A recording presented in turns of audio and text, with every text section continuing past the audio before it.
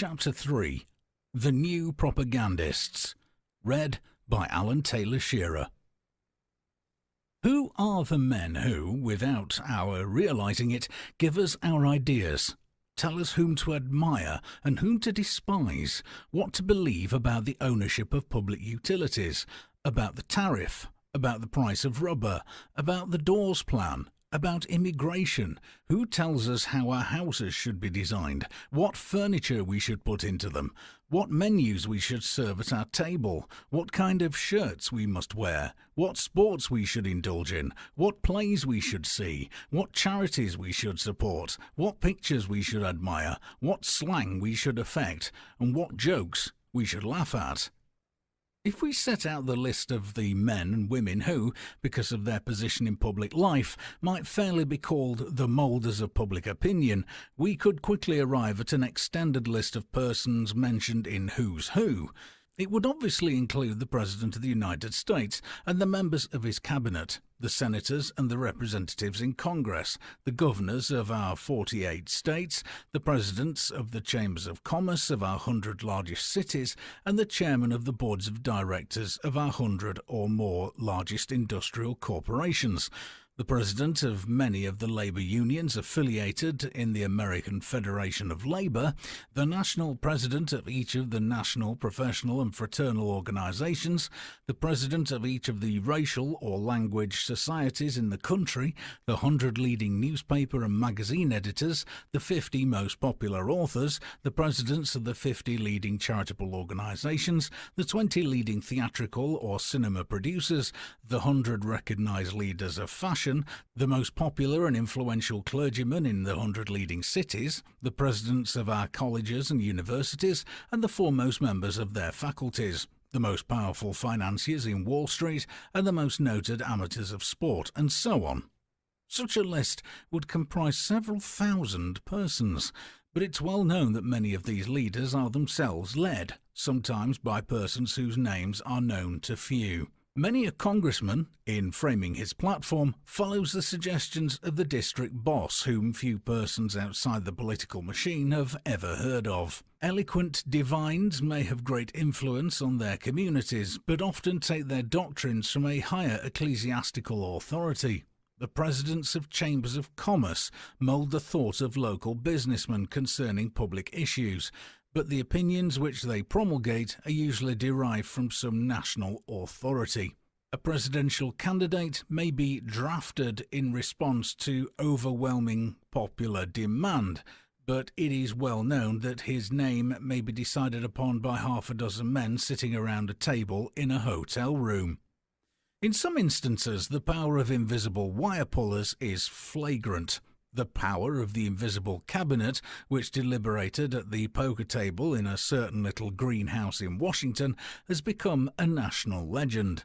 There was a period in which the major policies of the national government were dictated by a single man, Mark Hanna. A Simmons may, for a few years, succeed in marshalling millions of men on a platform of intolerance and violence. Such persons typify in the public mind the type of ruler associated with the phrase invisible government. But we do not often stop to think that there are dictators in other fields whose influence is just as decisive as that of the politicians I have mentioned.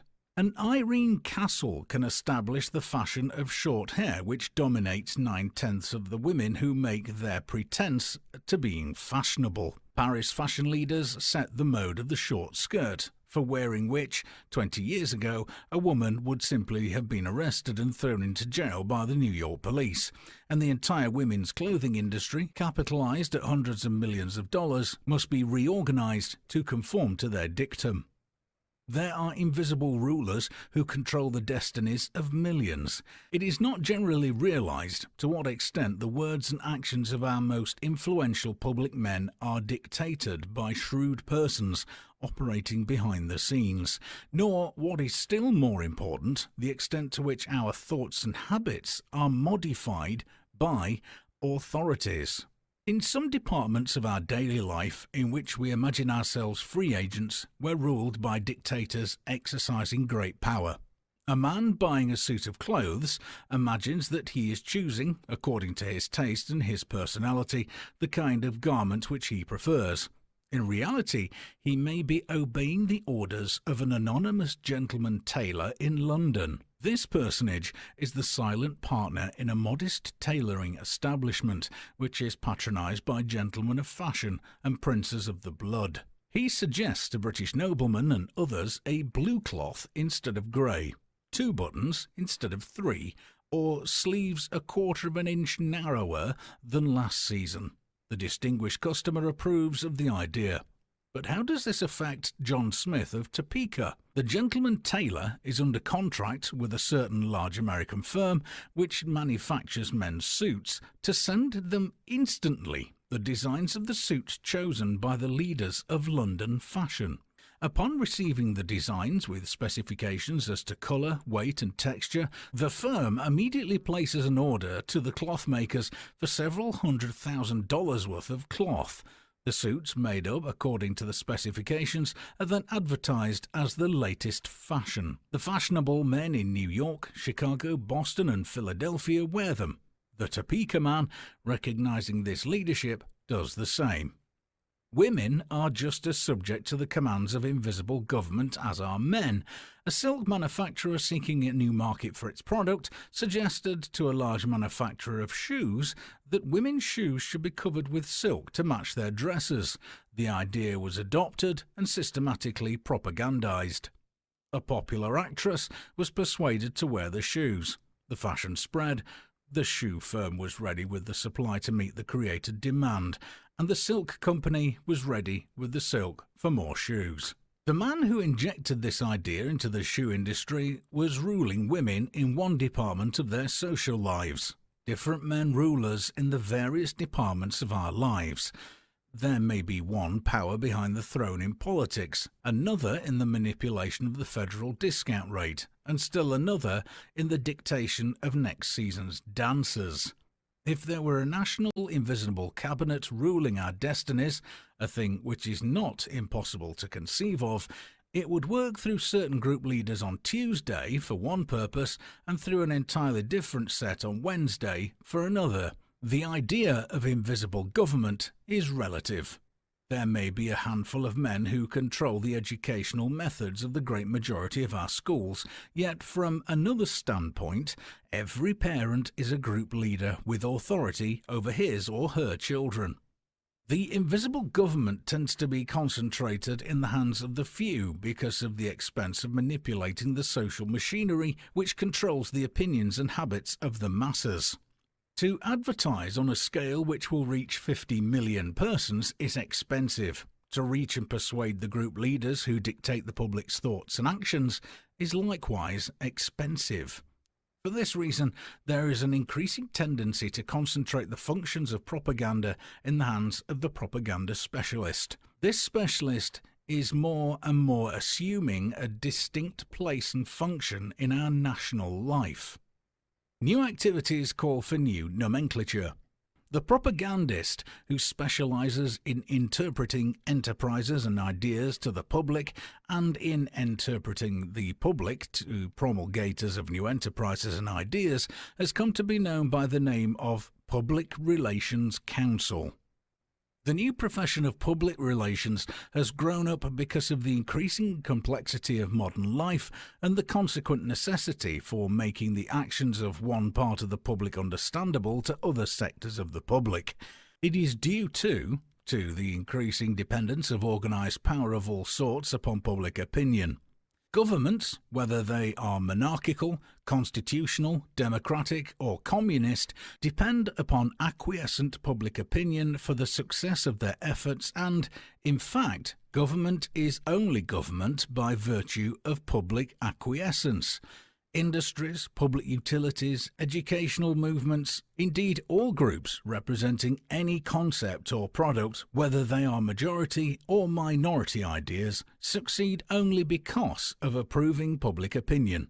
Public opinion is the unacknowledged partner in all broad efforts.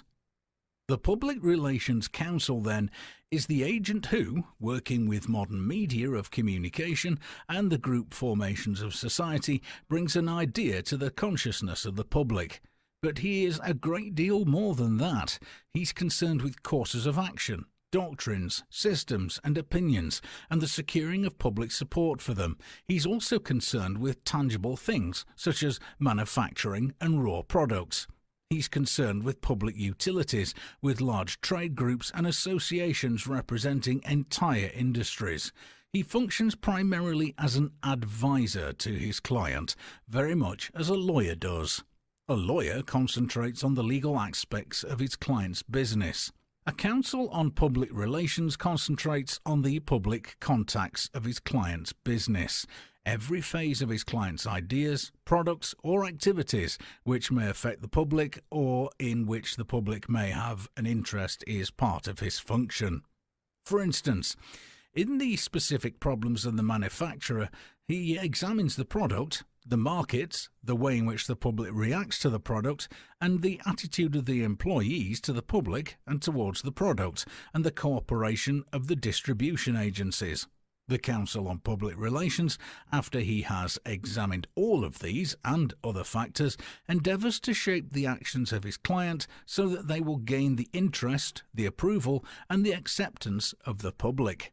The means by which the public is apprised of the actions of his client are as varied as the means of communications themselves, such as conversation, letters, the stage, the motion picture, the radio, lecture platform, the magazine, the daily newspaper. The Council on Public Relations is not an advertising man, but he advocates advertising where that is indicated. Very often, he's called in by an advertising agency to supplement its work on behalf of a client. His work and that of the advertising agency do not conflict with or duplicate each other.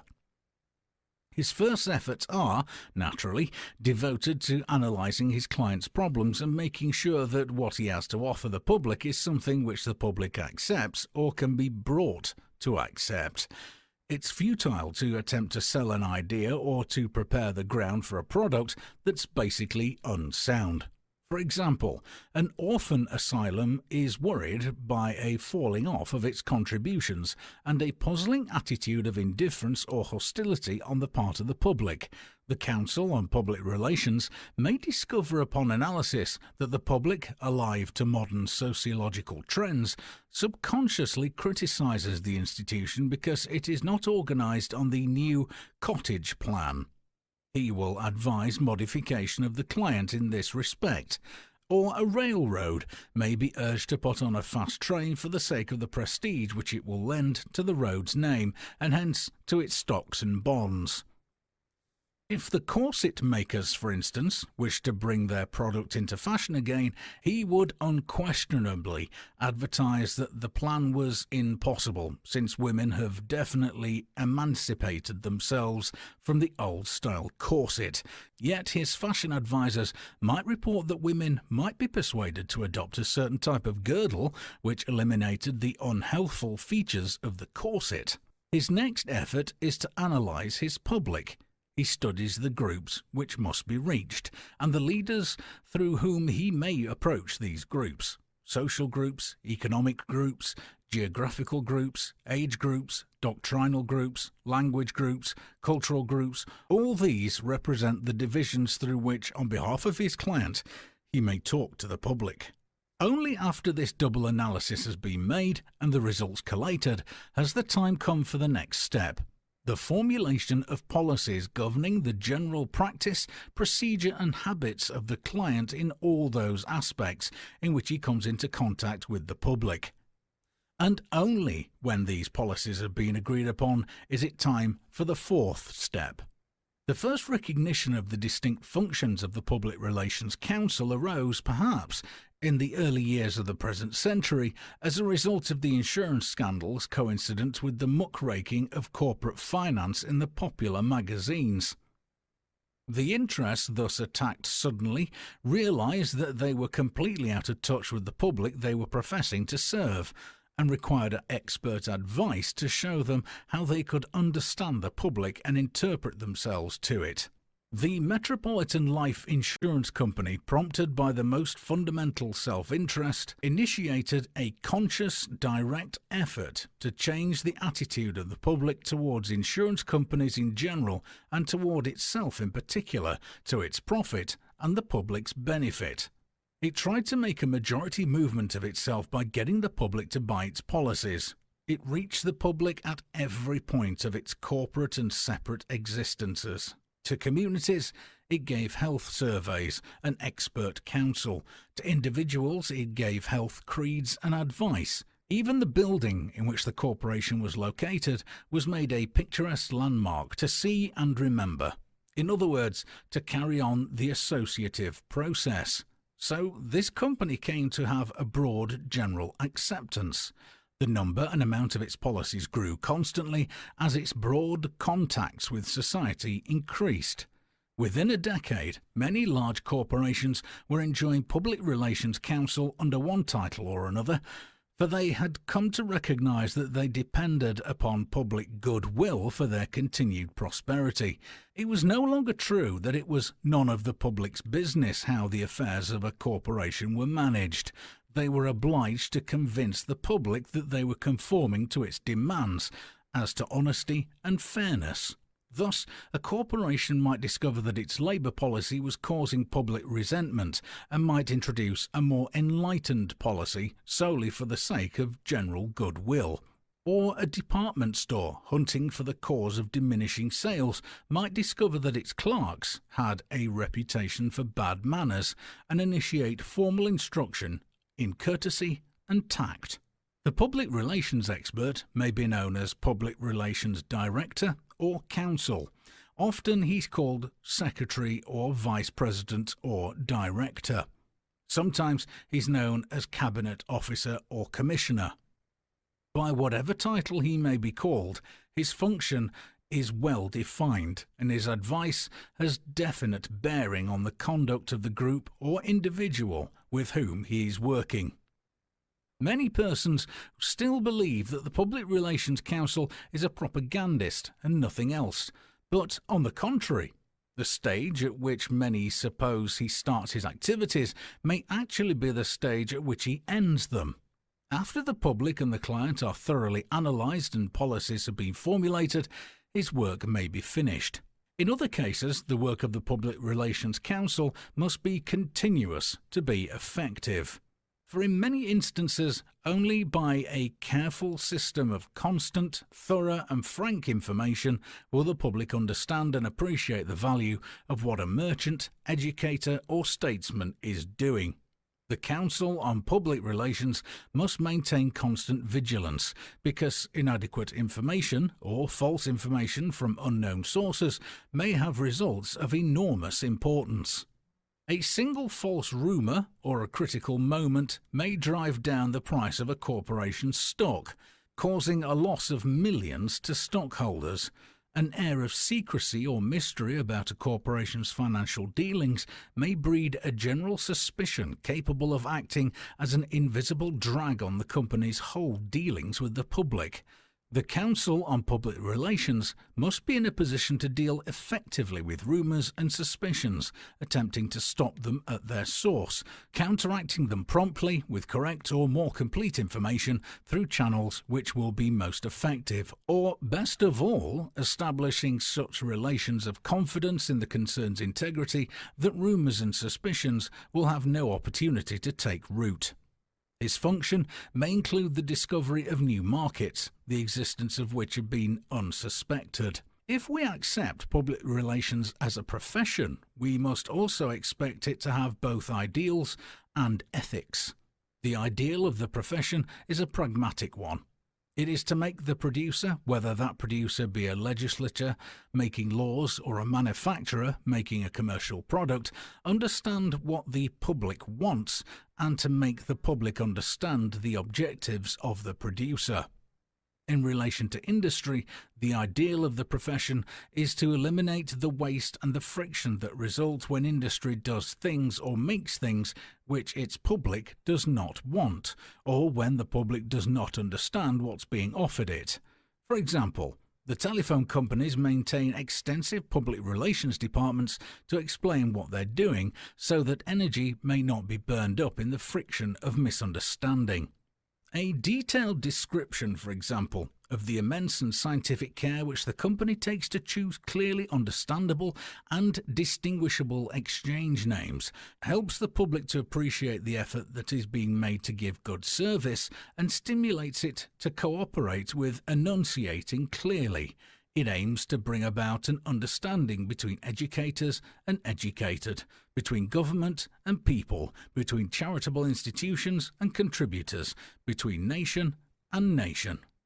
The profession of Public Relations Counsel is developing for itself an ethical code which compares favourably with that governing the legal and medical professions. In part, this code is forced upon the Public Relations Counsel by the very conditions of his work. While recognising, just as the lawyer does, that everyone has the right to present his case in its best light, he nevertheless refuses a client whom he believes to be dishonest, a product which he believes to be fraudulent, or a cause which he believes to be antisocial.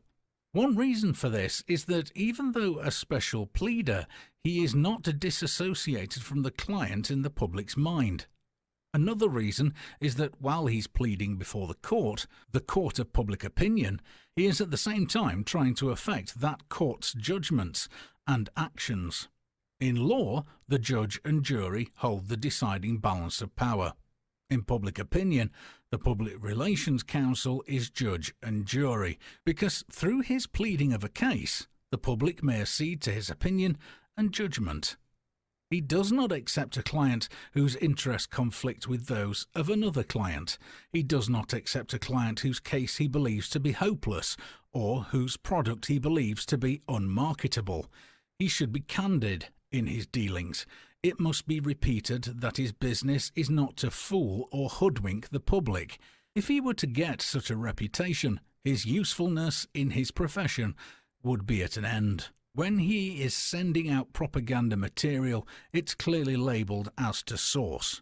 The editor knows from whom it comes and what its purpose is, and accepts or rejects it on its merits as news.